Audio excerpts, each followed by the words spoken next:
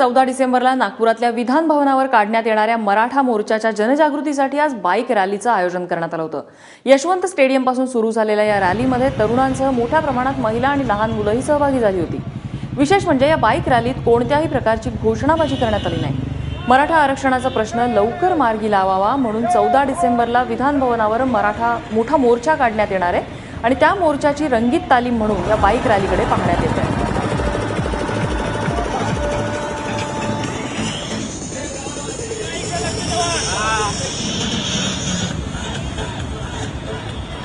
लोकांमध्ये जनजागृती व्हावी, मॅक्सिमम लोकांपर्यंत आपला मेसेज जावा, आपण काय पुढचं नियोजन केलेलं आहे 14 तारखेच्या मोर्चाचं याच्या बाबतीतही मेसेज सर्वांना जावा आणि जास्तीत जास्त प्रमाणामध्ये लोकांनी स्वतःहून इथं पार्टिसिपेट करावं याच्या दृष्टिकोनातून ही बाईक रॅली आम्ही इथं आहे। शासन अजूनही ज्या काही आम्ही मागण्या दिलेल्या आहेत त्या अजून मान्य केलेल्या नाही, फक्त त्यावर चर्चा चालू आहे।